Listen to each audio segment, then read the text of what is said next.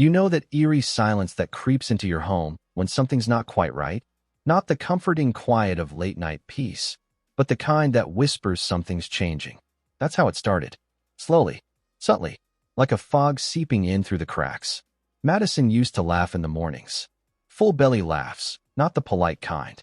I used to wake up to her humming in the kitchen, barefoot in my shirt, making coffee like it was an act of love. Lately, I woke up alone. Coffee brewed on a timer. A post-it note on the fridge. Late night at work, don't wait up. At first, I believed it. She was in marketing, deadlines, late presentations, client dinners. But then the perfume started to linger. That perfume. Musky jasmine with a bite of sandalwood. It wasn't her usual scent, and it stayed in the air long after she left. Sometimes, I caught a whiff in our sheets even though we hadn't had sex in weeks. And the texts? They shifted too. From hearts and emojis to cold, utilitarian pings. Need anything? I'll be late. Don't forget to feed Loki. That was our cat. The one she insisted we adopt together to practice being parents. Now, she barely acknowledged him, or me. We used to have rituals, Taco Tuesdays, weekend hikes, spontaneous kitchen sex when we were drunk on wine and music. Now, dinner was eaten in silence. She sat across from me like a ghost of the woman I married, scrolling on her phone, only half listening when I spoke. I started to wonder if I had become invisible, or worse, boring. But not everyone seemed to think so. Grace lived upstairs, Madison's best friend. A recent divorcee with a wicked laugh, an obsession with red wine, and eyes that lingered a little too long when she caught me shirtless on laundry day. She moved in 6 months ago, fresh out of a decade-long marriage to a finance guy who traded her in for someone with fewer laugh lines and bigger breasts. We didn't talk much at first, just hallway hellos and neighborly nods. But Grace had a presence, confident, magnetic. The kind of woman who made sweatpants look sexy and always smelled faintly of vanilla and something warm, like rain on pavement. I caught her glancing at me one night when I was taking the trash out. She leaned against the stairwell railing, glass of wine in hand, and smiled like she knew something I didn't. "Long night?" she asked, her voice low, husky. The kind of voice that made you forget your wife hadn't kissed you goodnight in a month. I nodded, offering a weak smile. Too many of those lately. She tilted her head, assessing me in that way women do when they already know the answer but want to hear you say it anyway. "She working late again?" "Yeah," I said, trying not to sound bitter. Big campaign pitch. Grace sipped her wine and arched a brow. Of course." She didn't say more, but she didn't need to. That look, that mix of empathy and curiosity, said plenty. After that, I started noticing her more. The way her laugh echoed through the building. The soft thump of her footsteps overhead. The occasional scent of her cooking drifting down through the vents. Garlic, rosemary, something roasted and tender. Meals meant for one. I'd lie awake at night, staring at the ceiling, imagining her up there, wrapped in a blanket, legs tucked under her, wine glass in hand, reading some moody novel by candlelight. I'd wonder if she thought of me, the way I had started to think of her. And all the while, Madison was slipping further away. Sex became a memory, a quiet ache I couldn't quite soothe. I'd roll over in bed and feel nothing but cold sheets and the faint buzz of her phone lighting up in the dark. Once, I caught a glimpse of a message. A name I didn't recognize. A single red heart emoji. She locked the screen before I could read more. I didn't ask. I couldn't. I told myself it was probably a client. Or a friend. Or maybe, just maybe, it was exactly what it looked like. Still, I stayed. I kept making dinner. I cleaned the house. I folded her laundry and left fresh towels on the rack. I kissed her cheek each morning even when her lips barely moved. Because that's what love does, right? It waits. It holds on. Even when it's being dragged through glass. But the truth? I was starving. Not just for sex. For attention. For warmth. For someone to see me. To want me. That's when Grace started showing up more. "Forgot to grab eggs," she'd say, standing in the doorway in shorts that should have been illegal. "Mind if I borrow some?" Or, "Can you help me move this shelf?" And once, I made too much pasta. "You hungry?" It always started innocent. But there was always something there. An extra beat. A flicker in her gaze. A smirk that hinted at something unsaid. I'd feel it. A pulse in my throat. Heat behind my eyes. I knew the danger. I knew the line. But when your bed is cold and your wife's touch is a memory, Temptation starts to feel like relief. One night, I heard them laughing. Madison and Grace. Upstairs. The first laugh I'd heard from Madison in weeks. They were drinking. Probably wine. Probably reminiscing. I sat downstairs, staring at the blank TV screen, wondering what they were saying. Had Grace told her how tired I looked? Did Madison confess anything? Or were they both laughing at the man downstairs, slowly unraveling while pretending everything was fine? I didn't sleep that night. Just lay there, staring at the ceiling, listening for footsteps, listening for signs of life or betrayal. The nights were getting longer and colder, and something was about to break. The storm rolled in like something biblical. Thick gray clouds blanketed the sky, dragging daylight into early dusk. I had just shut down my laptop, another night working late for a job I wasn't passionate about, when the first clap of thunder rattled the window panes. Madison was, of course, still at the office. Her last text had come 2 hours ago, working late. Don't wait up. XO. The power flicked off just before 7. 1 second the living room was bathed in soft yellow lamplight. The next it was swallowed by shadow. I stood there for a moment, blinking at my dark reflection in the blank TV screen, then sighed and walked to the kitchen. Fumbling for the drawer where we kept flashlights, I found only dead batteries and half-melted tea lights. Figures. I was still cursing under my breath when the knock came. 3 quick taps. Familiar. Confident. I opened the door to find Grace standing there, wrapped in a gray hoodie and holding a candle in one hand, a bottle of red wine in the other. Her hair was loose, damp from the rain, sticking slightly to her collarbone. There was something about the way she stood, relaxed, centered, like she belonged there, that made me forget what I was about to say. Figured you could use company, she said, flashing a warm smile. No power upstairs either. I opened the door wider without thinking. You read my mind. She stepped in and kicked off her shoes, water pooling slightly on the doormat. Her perfume, subtle, woodsy, not like Madison's sharp florals, mixed with the scent of rain and wax. She set the candle on the coffee table, lit it with a match from her hoodie pocket, and sank into the couch like it was a ritual. I brought the good stuff, she said, wiggling the bottle. No corkscrew, I said, suddenly embarrassed at how unprepared I was. Ours is somewhere. Maybe in a box in the garage. Grace grinned and pulled one from her pocket. Come on, Tyler. Give me some credit. She poured us 2 glasses and held hers up. The candlelight flickered across her face, casting shadows that made her cheekbones look sharper, her eyes darker. To power outages, she said, an unexpected company. I raised my glass, clinked hers, and took a sip. The wine was bold, dry, and smooth. She tucked one leg underneath her, angled toward me. I sat across from her, our knees only inches apart. I always like the quiet during storms, she said after a moment. When the world shuts off and you're left with nothing but your own thoughts. Yeah, I said. Harder to ignore things that way. Her eyes flicked to mine. Like what? I hesitated. Like how empty the house feels when she's not here. Or when she is, but not really. Grace didn't respond right away. She sipped her wine and looked at me like she already knew the rest of the story. You ever talk to her about it? I tried, I said. Lately it feels like everything I say gets filtered. Like she's already decided how she wants the conversation to go. Grace nodded. That sounds exhausting. It is. We sat in silence for a few moments, listening to the rain drum steadily against the windows. Her eyes flicked to the ceiling, then back to me. I hear you pacing sometimes, she said quietly. Late at night. I froze. She smiled gently. Don't worry. I'm not spying. It just carries. Thin walls. I guess I didn't realize. You sound lonely. There it was, blunt, but not cruel. Just real. No judgment. I wanted to say no. I wanted to pretend I was fine. But something in her tone stripped away the lies I'd been telling myself for weeks. Yeah, I said. I am. She nodded, like she understood that kind of emptiness. I was married, you know. I know. 2 years ago. Caught him in our bed. With someone I thought was a friend. Her voice didn't crack, but her fingers tightened around the stem of her glass. Some nights I still wake up thinking I hear him in the kitchen. Muscle memory. Grief has its own echo. I swallowed. I'm sorry. Grace leaned back against the couch, pulling the sleeves of her hoodie over her hands. Don't be. Best thing that ever happened to me. Painful as hell, but it woke me up. To what? To what I deserve. The room went quiet again. The storm outside raged louder now, wind howling, rain pelting the windows. The candle flickered between us, casting a golden glow across her skin. I watched her mouth as she took another sip of wine.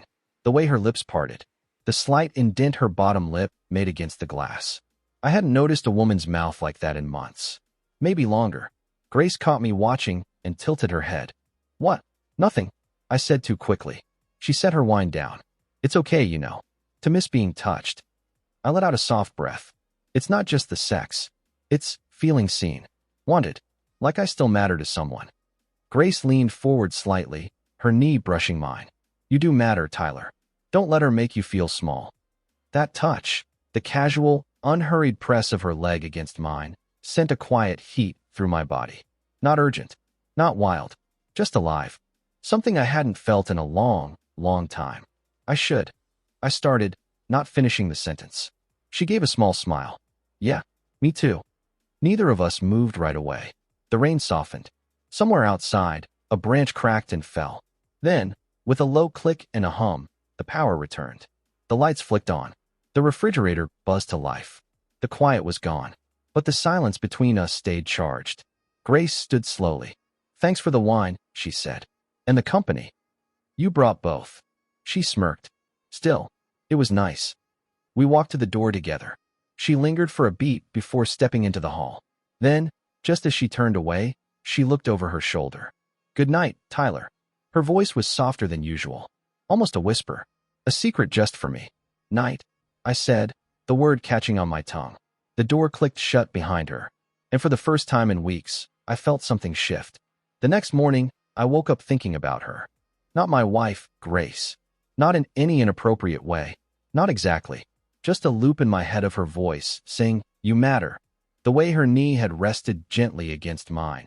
The way candlelight shimmered off the curve of her lips. I lay in bed longer than usual, staring at the ceiling like it might offer clarity. But all I found were the same questions I'd been asking for weeks, only now with new variables I didn't understand. When I finally went downstairs, the house was quiet. Madison's side of the bed was cold, her pillow untouched. She must have gotten up before dawn. A text waited on my phone. Early meeting. Don't forget the trash bins. Love you. That last part. Love you. It looked like a signature, not a sentiment. I made coffee and drank it in silence, standing by the kitchen window, watching the street come alive. Grace's car was still in the driveway. I wondered if she was awake. I wondered if she was thinking about last night, too.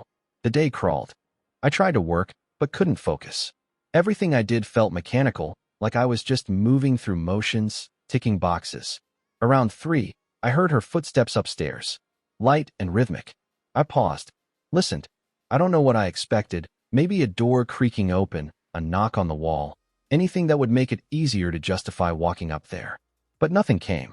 By evening, Madison had texted again. Sorry, babe. Working through dinner.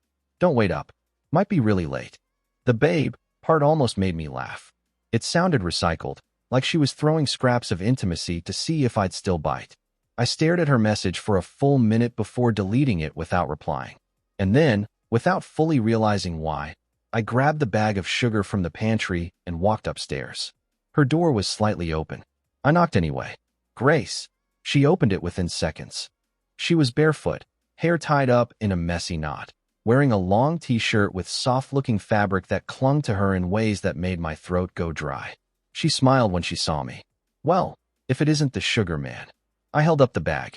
Thought I'd return the favor. You needed an excuse to see me, huh? She teased, stepping back to let me in. I smiled. Maybe. Her apartment smelled like cinnamon and something faintly floral. Candles again. She always had a way of making a space feel like it belonged in some indie romance film. Quiet lighting, soft throw blankets. Art on the walls that felt like it had stories behind it. She took the sugar and set it on the counter. You want coffee? Or wine? I hesitated. You drinking already? After a day of freelance editing garbage ebooks about billionaire werewolves? Yes. Yes, I am. I laughed. Wine, then.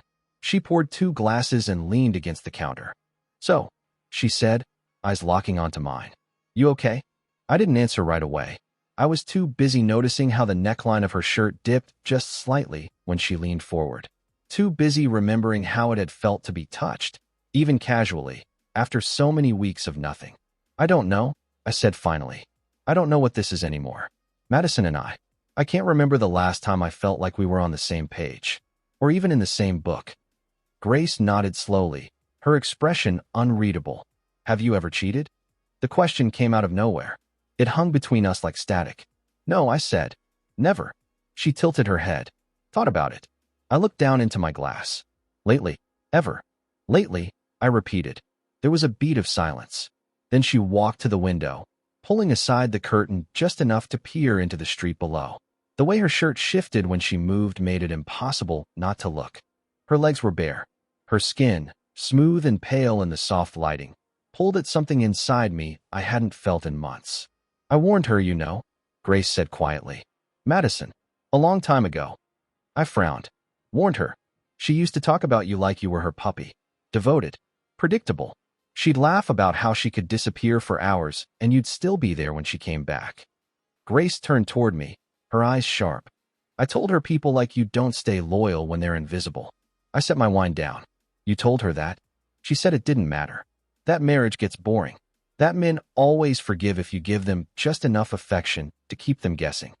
A flush of heat crept up my neck. I didn't know whether it was anger, humiliation, or something more dangerous. And now, I asked, what do you think? Grace stepped closer, stopping just in front of me. Her voice dropped to almost a whisper. I think she doesn't see you, but I do. Her fingers reached out and brushed a strand of hair from my forehead. The touch was feather-light, but it landed like a punch to the gut. My hands itched to reach for her, but I held still, my mind a mess of conflict and craving. You shouldn't say that, I said, my voice barely audible. Why not? She whispered. Because it's true? My breath hitched. Her eyes searched mine, and for a moment, the space between us felt impossibly small. Then she stepped back, just an inch, just enough to pull the tension taut. Relax, Tyler, she said with a soft smile, as if she hadn't just set fire to the air between us. I'm not going to kiss you. I stared at her, heart hammering, unsure whether I was relieved or disappointed. Next time, she added, turning back toward the kitchen. I left a few minutes later. We didn't touch again. We didn't have to. Her voice echoed in my head the whole walk down the stairs. I see you. It started with a text. A short, quiet pulse of light in the dark. Grace, still can't sleep. Want to come up? I sat at the kitchen table with a half-empty beer. The only sound the soft were of the refrigerator. Madison had texted an hour ago. Madison, late again. Don't wait up. You're amazing. I'm sorry I've been distant. It almost sounded sincere. Almost.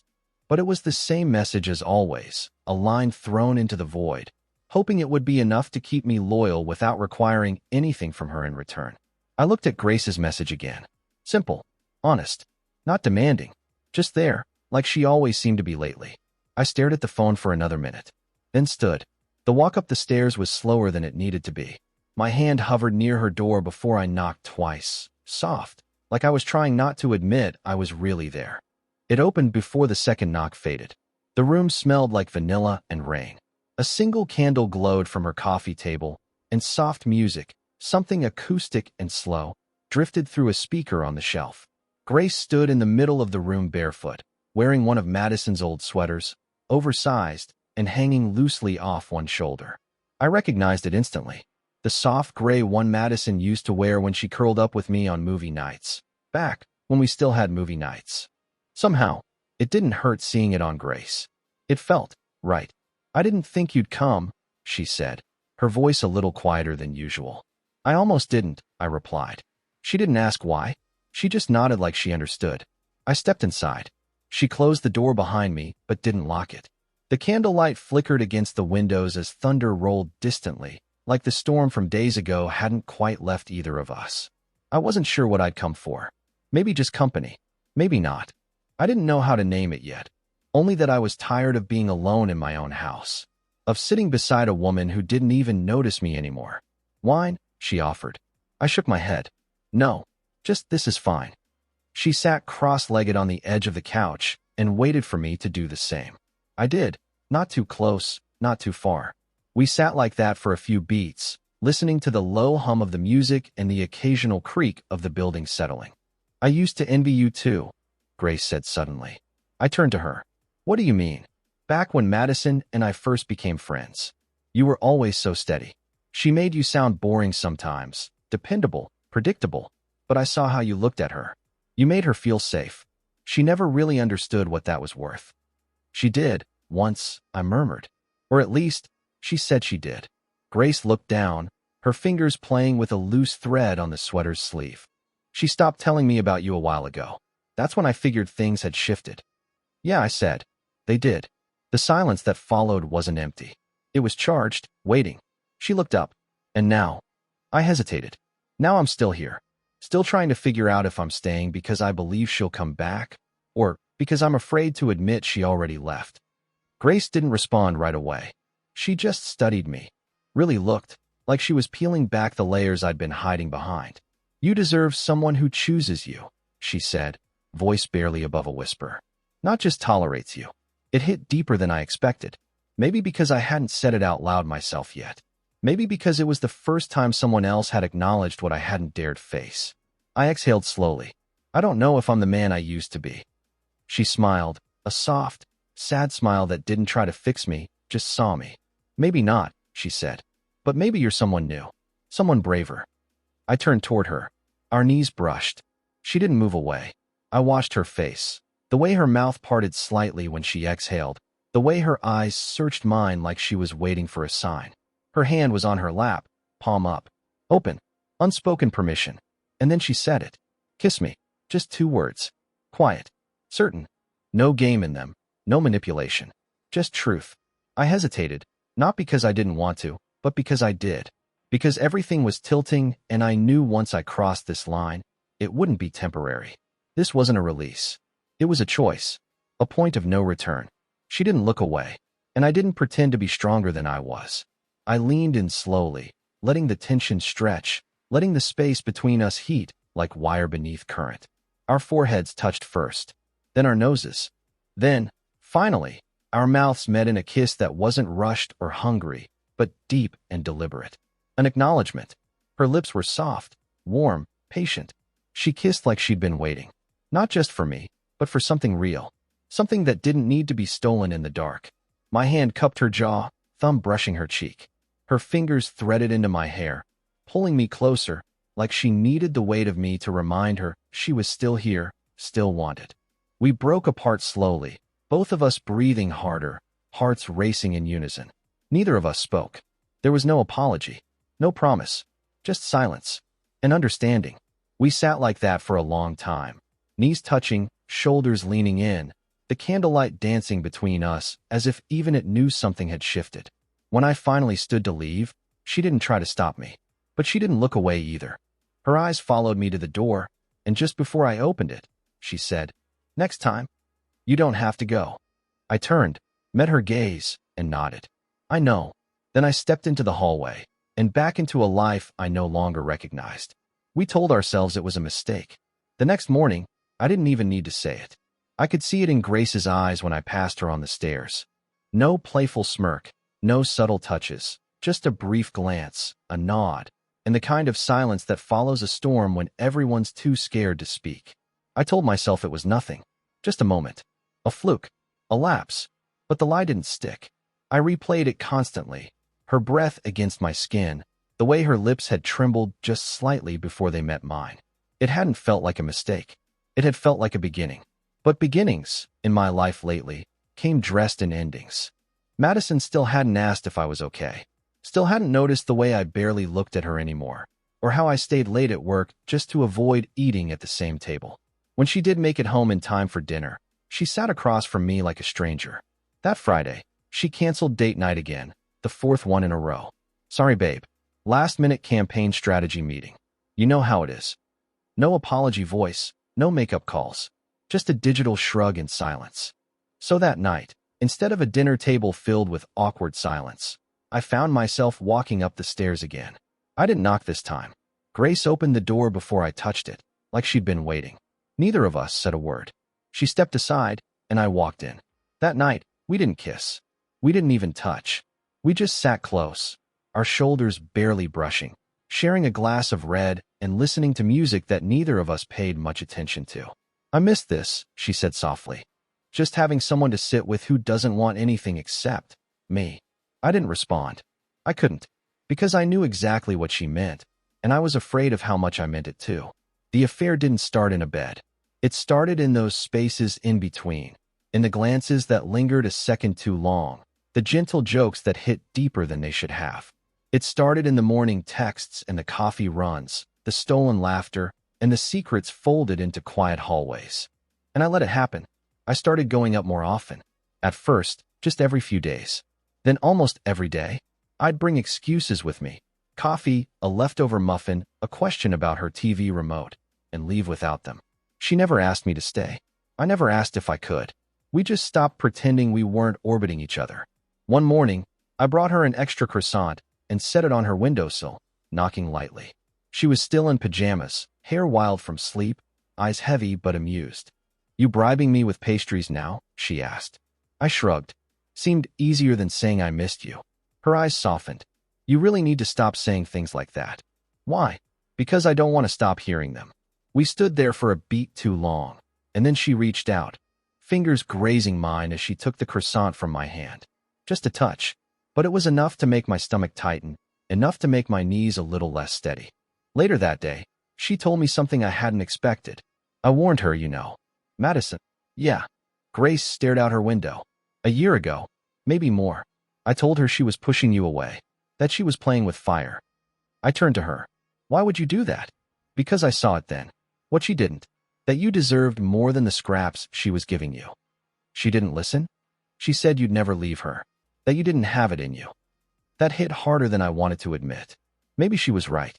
Maybe I didn't have it in me to leave. Maybe that's why I was hiding upstairs, in another woman's apartment, instead of in my own marriage. Grace must have seen something shift in my expression, because she touched my arm lightly. "I didn't tell you that to hurt you. I know. I just want you to know, this isn't just revenge. Or loneliness. At least, not for me." I looked at her. "What is it then?" She hesitated, then said the one thing I wasn't ready for. "Hope." I didn't answer, because I wasn't sure I had any of that left. 2 nights later, Madison came home early. I was sitting on the couch, watching something I wasn't really watching, when I heard the key turn. She stepped inside looking tired, but less tense than usual, like maybe her late nights had finally paid off in some professional win. "Hey," she said. "You're home." "Yeah." She hesitated. "Dinner." I ate. She walked to the kitchen, poured herself a glass of wine, and stood behind the couch. "We haven't really talked much," she said, her tone cautious. "No," I replied, still staring ahead. She didn't sit, just hovered.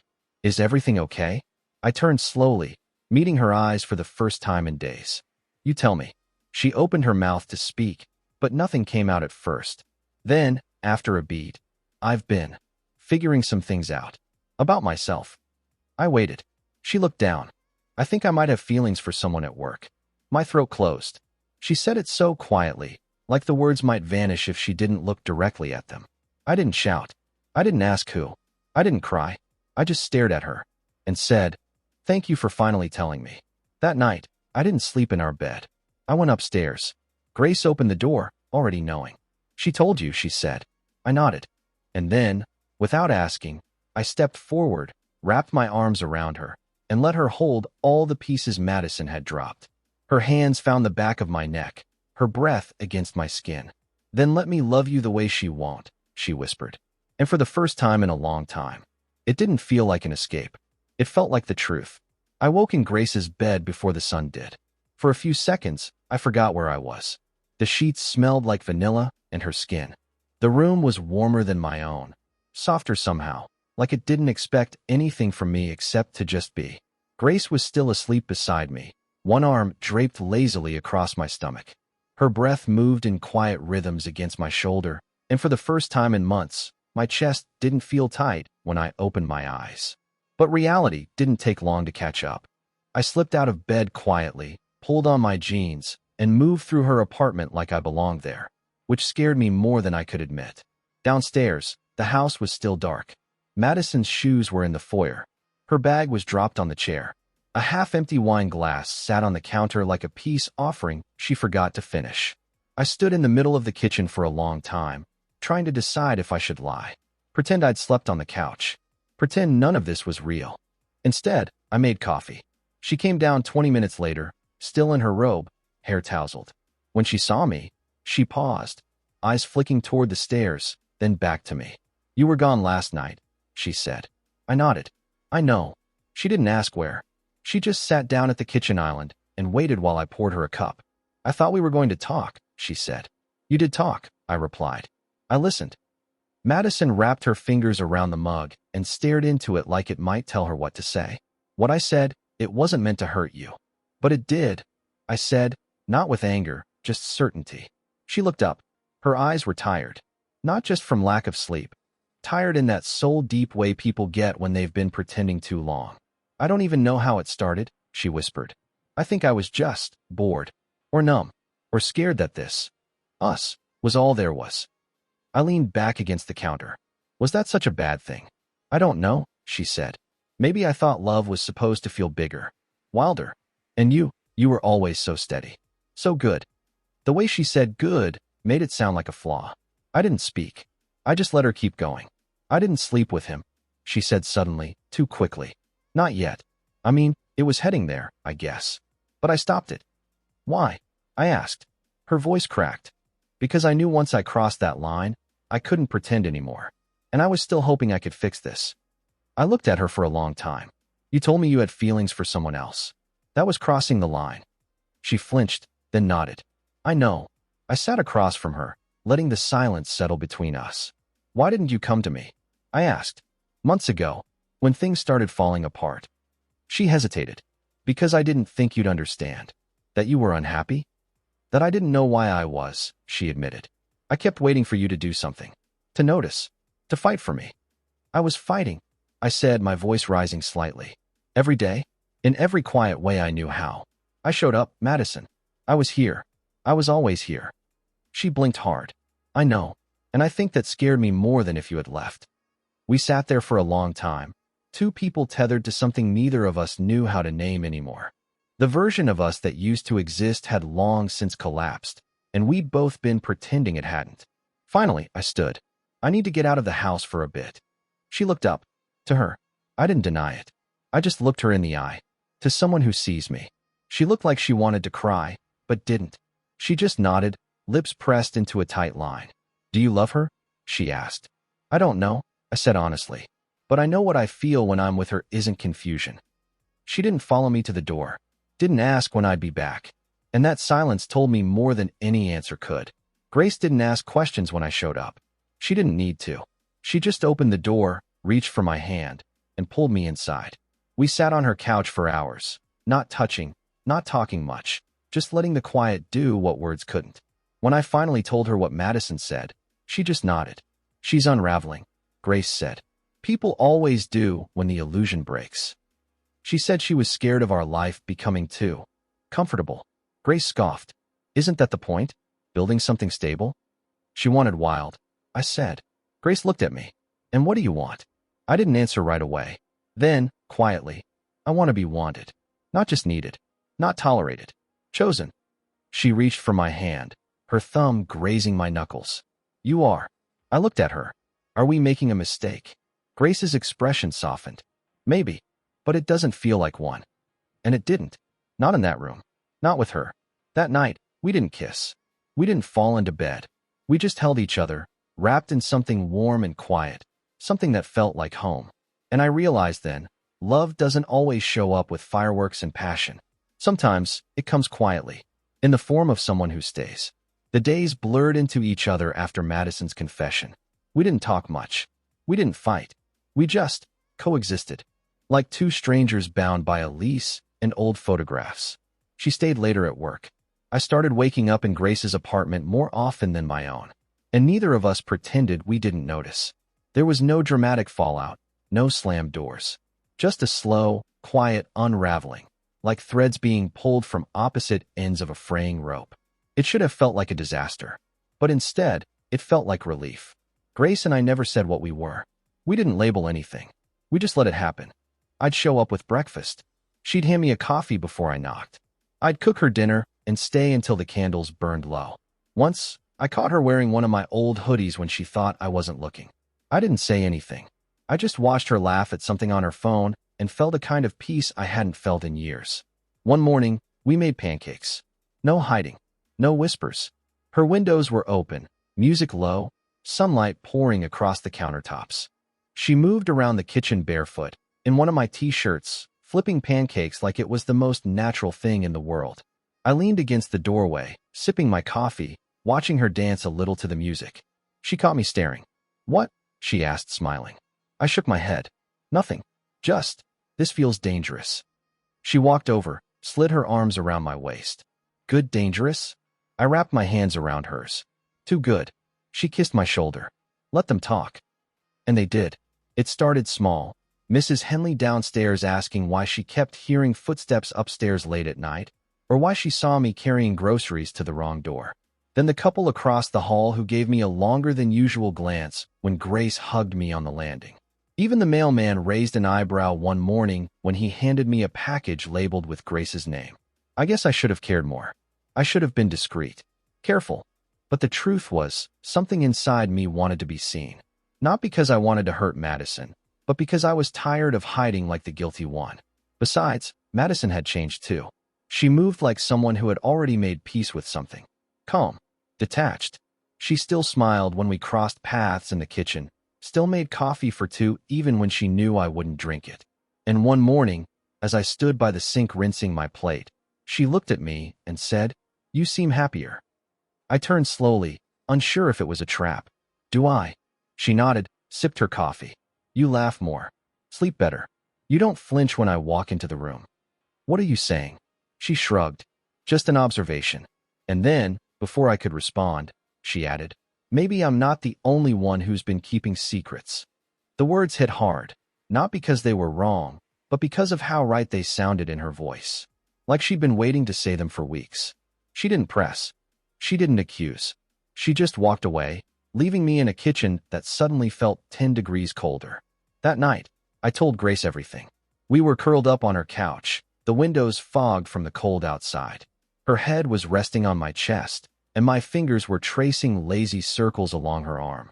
"She knows," I said. Grace didn't even flinch. "Yeah, I figured." She didn't accuse me. She just implied. Grace sat up, turned to face me. "You think she's waiting for a confession?" "Maybe," I said. "Or maybe she's daring me to deny it." Grace tucked her legs under her. "You know what I think?" "What?" "I think she doesn't care. I think she made her choice weeks ago. And now she's watching to see what you'll do with yours." I stared at her. "You really believe that?" Grace hesitated. "I think people know when they've lost something, even if they won't admit it." There was a long pause. "She asked me this morning if I was happier," I said. "And what did you say?" I didn't answer. Grace leaned closer. "Well," I met her eyes. "Yeah, I'm happier." She smiled. Not the mischievous grin she used when teasing, but something softer. Sadder, maybe. "So what now?" "I don't know." "Are you going back to her?" The question landed like a weight in my stomach. Not because I didn't know the answer, but because I did. "I think I already left," I said. Grace nodded slowly. "Then maybe it's time we stopped hiding." But that was the thing. We weren't really hiding anymore. And maybe we never were. Maybe Madison knew long before I did that my heart had already left the room. Maybe Grace did too. The next morning, I was walking to the lobby when I heard someone behind me. "Morning," Madison said, calm as ever. I turned, surprised to see her in jeans and a sweater, casual, comfortable. Not the power suits she usually wore on weekdays. "You're home?" I asked. She smiled faintly. "Took the day off." "Everything okay?" "I just needed a reset." We stood there in silence for a few seconds. Then, casually, she said, "I invited Grace for dinner tonight." The words didn't register at first. "What? Dinner? Here? Just the three of us?" I stared at her. "Why?" Madison tilted her head, studied my face. "Because it's time, don't you think?" There was something in her eyes, not anger, not even hurt, just certainty, like a final move in a game she'd already won. And in that moment, I knew what was coming wasn't a dinner. It was a reckoning. Dinner with my wife and the woman I was falling for. It sounded like the opening line of a bad joke. Except it wasn't funny. It was real. And it was happening at 7 p.m. on a Tuesday. Madison didn't elaborate after dropping the bombshell that morning. Just a casual, "I invited Grace for dinner." like she was asking me to pass the salt. No explanation, no demand, just certainty in her voice, like she already knew how it would go. I considered warning Grace, but something stopped me. Maybe it was the look in Madison's eyes. Not anger, not jealousy, but something colder. Composed. I didn't want to give Grace a reason to run or worry. Part of me hoped maybe it really was just dinner. Maybe, against all odds, we were adults enough to sit at the same table and pretend the house wasn't already a battleground. I should have known better. At exactly 7 o'clock, the doorbell rang. Grace stood in the entryway with a bottle of wine in one hand and the faintest trace of a nervous smile. She wore a simple black dress, not flashy, not understated, just enough to say I showed up. Her hair was down, loose around her shoulders, and her eyes searched mine the second the door opened. "You okay?" she whispered as I stepped aside to let her in. "No," I said, "but I'm here." She gave a soft nod and stepped inside. Madison was already in the dining room, setting the table with the kind of care that made everything feel more like a performance than a meal. Candlelight flickered across the plates. The food smelled amazing: roasted chicken, rosemary potatoes, sautéed greens. She hadn't cooked like this in months. "Grace," Madison said warmly, crossing the room with a kiss to her cheek. "I'm so glad you came." Grace offered her the wine. "Thanks for the invite." "Of course. It's been too long," Madison said, as if they were just old friends catching up, as if nothing between us had changed. We sat. Madison poured wine, made polite conversation, asked Grace about work, about her recent trip to Seattle, about the weather. It was surreal, like I was watching someone else play my wife. Grace was composed, but her fingers stayed curled around the stem of her glass. She answered every question carefully, never once looking at me for too long, never giving away what Madison already knew. And I knew Madison knew. It wasn't just intuition anymore. It was the way her eyes lingered, the way she smiled just a second too long after asking something innocuous. "So, Grace," she said between bites, "have you been seeing anyone lately?" Grace's fork paused just slightly over her plate. "Nothing serious." "Anyone I know?" The air in the room snapped tight. "No," Grace said quietly. "Nothing worth mentioning." Madison smiled. "I see." We ate in silence for a few minutes. The scraping of forks on plates sounded deafening. And then Madison turned to me. "Tyler, don't you think it's strange how quiet things have gotten between us lately?" I swallowed hard. "Yeah, I do." She sipped her wine, then set the glass down. "You've changed. You don't even try to hide it anymore." I glanced at Grace, who sat perfectly still, her eyes locked on her plate. "I tried," I said. "I really did." Madison nodded, like she expected that answer. "I used to wonder how long you'd wait. How long you'd keep trying before you looked somewhere else." "Is that what this is?" I asked. "Some kind of test?" "I think I just needed to know if I was right about you," she said, her tone too calm. "About us." Grace stood suddenly. "I think I should go?" "No," Madison said, not sharply, but with enough weight to stop her. "Please, stay. You're part of this too, aren't you?" Grace sat back down slowly. Her face was pale, but her eyes were steady now. "I never planned for this," she said. "Neither of us did." "I don't blame you," Madison said, surprisingly sincere. "Honestly, I pushed him away. I created the space. And you filled it." No one spoke. Madison stood, collected the plates without asking. She walked into the kitchen, and I heard the water run. The sound was surreal, like someone calmly doing dishes while the house burned behind her. Grace turned to me. Her voice was barely above a whisper. "She knows." "I know," I said. "Why did she invite me?" "To see if I'd flinch," I said. "To see if I'd lie." "And did you?" "No." Madison returned a few minutes later, drying her hands with a towel. "I'm going out of town this weekend," she said casually, not looking at either of us. "Work trip." I nodded. "Okay." She walked past me, paused by the doorway, and then turned slightly. "I won't be checking in." The words landed like a dare. Then she walked away, leaving only the scent of rosemary and wine in the room behind her. Later that night, I stood in Grace's apartment, hands in my pockets, trying to process the wreckage. "She invited me just to watch us squirm," Grace said quietly. "No," I said. "She invited you because she wanted to see if I'd choose you in front of her." Grace turned to me, eyes rimmed red. "Did you?" I walked to her, took her face in my hands. I didn't flinch. I didn't run. I sat there because I wasn't ashamed. She leaned into me, resting her forehead against my chest. It's not supposed to feel this complicated, but it is. She looked up at me. Do you think she's really going away for work? I don't know, I said, but I think she wants me to act like she's not coming back. Grace stepped back, wiped her eyes. And will you? I didn't answer, because I didn't know what Madison wanted anymore. But I knew what I wanted, and for the first time, that felt more dangerous than anything else. Madison left on a Thursday. No suitcase, just a leather carry-on, her laptop, and that calm, unreadable expression she'd mastered so well in the last few weeks. I stood at the door like I always did when she left for business trips. But this time, there was no kiss goodbye, no forced smile, just silence. As she walked out, she paused, looked over her shoulder, and said, "Take care of yourself, Tyler." She didn't say I love you, didn't ask me to call, and when the door shut behind her, it felt final, like she wasn't just leaving for a few days, like she'd already left. I didn't go upstairs that night. I didn't even move for a long time. I stood in the middle of the living room, the house still and echoing with things we hadn't said. I realized how long it had been since Madison and I shared this space like a real couple. Weeks? Months? Somewhere along the line, we'd stopped being something we could come back to. So when Grace texted, just a simple "You okay?" I didn't reply. I just showed up at her door with a toothbrush and a duffel bag. Her eyebrows rose slightly when she saw me. Is this temporary? I didn't answer. I didn't know. But she stepped aside, let me in, and I unpacked what little I'd brought like it meant something. For the next 2 days, it felt like freedom. We cooked together, slept late, watched movies without pausing to check our phones. I kissed her forehead while she read. She played with my fingers when we lay in bed. Everything that had once felt forbidden now felt real, grounding, safe. But it didn't stay that way. Saturday morning, I was brushing my teeth in her bathroom when her phone lit up on the counter. "Madison, he'll come to you. Be careful what you wish for."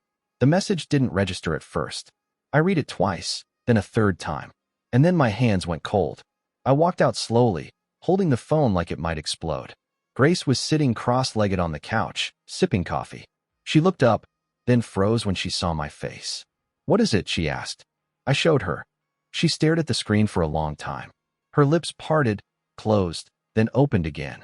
"Tyler, I can explain." I sat down hard. "How long has she been texting you?" "A few times. Since that dinner." I didn't reply. "Why would she send you that? What does she mean?" Grace swallowed. She knew, even before she said it. She knew something was happening between us. I think she wanted confirmation. "Did you give it to her?" "No," she said quickly. "Never. I swear." "Then what does she mean? Be careful what you wish for." Grace looked away. "She thinks I wanted this." My throat tightened. "Did you?" She turned back sharply. "Not like this." "Grace." "I told you, Tyler." I warned her. "I saw what was happening to you. I didn't plan for any of this, but I'm not going to lie and say I didn't want to be near you." I rubbed my hands over my face. "So this was a test? Some sick game between you two?" "No," she said, shaking her head. "But maybe. Maybe it started that way for her. Not me." I stood up. "Jesus, Grace." She grabbed my hand. "I didn't lie to you. I didn't manipulate you. I wanted you to see what it felt like to be loved again." I stared down at her. "And now?" She stood too, closing the distance. "Now I want you to stay. Not because she left. Not because she gave you away. But because you choose me." I looked around her apartment. The blankets on the couch. The half-finished book on the coffee table. The photos on the fridge that I wasn't in. I suddenly felt like I didn't belong anywhere. "I need to think," I said. "Tyler, I just need some air." I stepped out into the hall, then down the stairs 2 at a time. The front door slammed shut behind me harder than I intended. Outside, the sky was gray, a low, bruised ceiling hanging above the neighborhood. The same weather from the night Grace first knocked on my door. Only this time, it wasn't electric. It was heavy, suffocating. I walked without direction, past the coffee shop, past the bookstore where Grace and I once lingered, past the bar Madison and I used to go to every Friday night, back when we still celebrated small things. I ended up at a park, sitting on a damp bench with my elbows on my knees, staring at the ground like it had answers. Had I traded one illusion for another? Madison had known. She'd seen this coming. Maybe she even pushed me toward Grace to confirm something about herself, to justify her own failures. Maybe she wanted me to break first, so she didn't have to carry the weight of guilt. Or maybe she had just given up on us long ago, and I had simply caught up. When I finally went back to Grace's, it was dark. The lights were off. Her door was unlocked. She was on the couch, curled up, eyes puffy. She didn't speak when I entered. Didn't ask where I went. I sat beside her. Close, but not touching. Do you still want this? I asked. She turned to me slowly. Do you? I want something real, I said. Something that doesn't feel like I'm living in someone else's story. Grace nodded. Then stay. But not because she broke you. Stay because you want to begin. I looked at her, and for the first time in days, I felt something like clarity. I'm not running, I said. Good, she whispered. Because I'm not chasing. And in that stillness, between regret and resolve, we chose each other again. Not as revenge, not as rebound, but as something new and terrifying and honest. Madison wasn't supposed to be back until Monday. At least, that's what she told me. But Sunday evening, just after 6 p.m., the front door opened, not Grace's, but ours, and I heard the unmistakable sound of heels on hardwood. I was in Grace's apartment, standing at her stove, stirring a pot of pasta, when we both froze. Then a knock. Not urgent, but deliberate, like someone who already had the upper hand. I moved toward the door slowly. Grace followed, silent, wide-eyed. When I opened it, Madison stood there, poised, unreadable, coat draped over one arm. Tyler, she said calmly. Dinner smells great. I didn't respond. She turned her eyes toward Grace, then back to me. May I come in? Grace stepped aside before I could say anything. It felt like a reflex, or maybe surrender. Madison walked in slowly, like she was inspecting a space she'd seen before in dreams. Her eyes scanned the room. The books I'd brought over, the extra toothbrush by the bathroom door, the framed photo Grace had set beside her record player. All evidence. All confessions without a word. She walked to the table and set her purse down, then turned. So, she said, this is where you live now. I cleared my throat. For now. She folded her arms. How domestic. Why are you here, Madison? I asked. She tilted her head. Because I wanted to see how far you'd go. Grace stepped forward. If you came here to punish him, don't bother. He's already been through enough. Oh, I'm not here for punishment, Madison replied. I'm here for honesty. Something we've all been short on. I moved between them slightly. This doesn't have to turn into a scene. It already is one, Madison said, laughing bitterly. 3 people, 2 betrayals, 1 giant mess. We may as well call it what it is. Grace's voice was steady. You checked out long before I ever touched him. Madison's eyes snapped to her. Don't pretend you're innocent. You moved in on him the second you saw a crack. No, Grace said, jaw tight. I picked up what you threw away. They stared at each other, the kind of silence that says everything fists never could. I raised a hand. Stop, both of you. They looked at me. I didn't come here to be rescued. I came here because I didn't recognize the person you turned me into, Madison. I was loyal. I was patient. And I was invisible. Madison's face twitched. So you made yourself visible by screwing my best friend? No, I said. I made myself visible by not letting you rewrite the story. She stepped closer. You could have left like a man. Instead, you slithered upstairs. And you could have fought for me. I shot back. Instead, you dared me to leave. Grace stepped between us, hands raised. This isn't helping anyone. No, Madison said. But at least it's honest. The room fell quiet again. Madison looked around one more time, at the blankets folded over the armrest, the dishes in the sink, the traces of me spread across Grace's life. You love her? She asked, not softly, not painfully, just factually.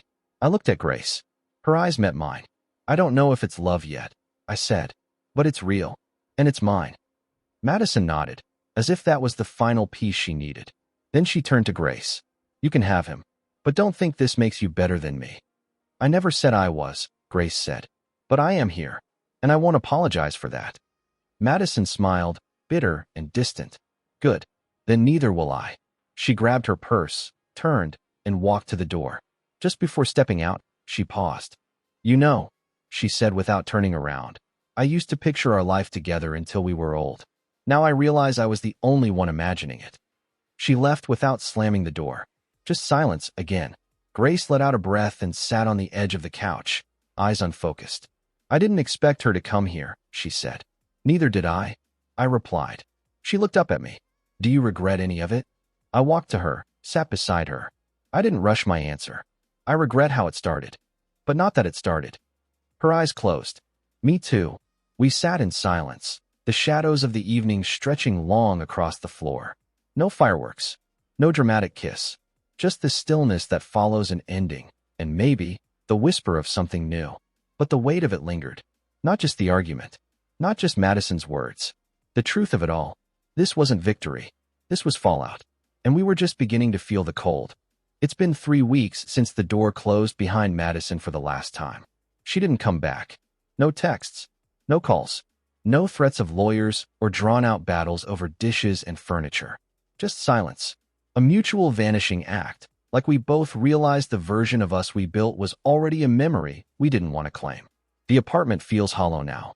Not just the one I used to share with her, but Grace's too. There's a stillness in the building, the kind that echoes when you open cabinets, the kind that reminds you how loud absence can be. Grace and I haven't spoken much since that night. After Madison stormed out, something between us shifted. Not in anger, not in guilt, but in weight. Like the air was suddenly filled with everything we didn't say the moment after choosing each other out loud. For a few days, I stayed in Grace's apartment, but it felt too crowded with unspoken things. So I moved back downstairs. I didn't tell her I was going. Just packed my bag quietly and let the space between us stretch. She didn't come knocking. Neither did I. It's strange how quickly life becomes about maintenance when the chaos dies. I wake up. I drink black coffee. I check emails. I clean. I think about cooking and don't. I scroll through old texts and never hit send. The apartment looks like it used to. Neat, quiet, and personal. Except now, there's a dent in the couch cushion where Grace used to sit, a chipped mug I refuse to throw away, and a bottle of wine in the fridge I can't bring myself to open. The hardest part isn't missing Madison. I don't. It's missing the idea of who we were supposed to be.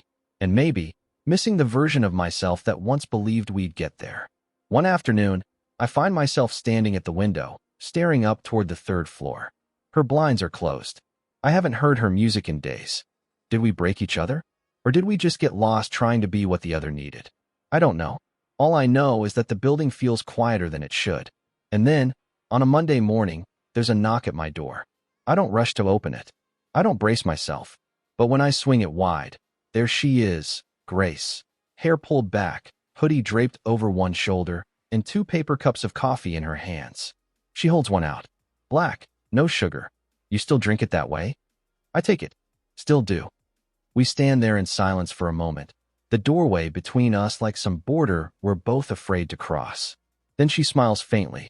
Neighbors again? I nod slowly. If you want. I'm not here to pick up where we left off, she says. I just didn't want the last thing between us to be silence. I'm glad it's not, I say. She shifts on her feet. Madison moved out of state. Got a job offer in Denver. You two still talking? No, she says. Not really. I think we both knew whatever thread was left wasn't worth pulling on. I take a sip of the coffee. It's still warm. Familiar. I've been thinking a lot, I tell her. So have I. I lean against the doorframe. We got caught in something big. Something neither of us started, but both of us finished. She nods. I keep wondering if we were the mistake or the answer. Maybe both. Maybe neither. We look at each other for a long moment. There's no fire behind it. No urgency. Just something softer. A quiet understanding built on the wreckage of something else.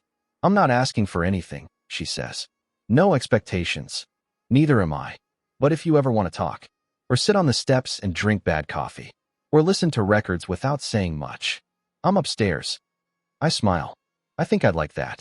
She steps back, one hand wrapped around her coffee. Okay, then I'll see you around. Grace, I say before she turns. She looks back. Thank you. For showing up, even when I didn't know I needed you to. Her eyes soften. Thank you for letting me. And then she's gone. Not like Madison was. Not like someone disappearing, but like someone who might come back. I close the door and stand in the center of my apartment, the coffee still warm in my hand. Maybe this isn't about starting over. Maybe it's just about starting from here. Some endings are soft. Some endings don't feel like endings at all. Just a quiet knock. A cup of coffee. And the space between 2 lives waiting to begin again.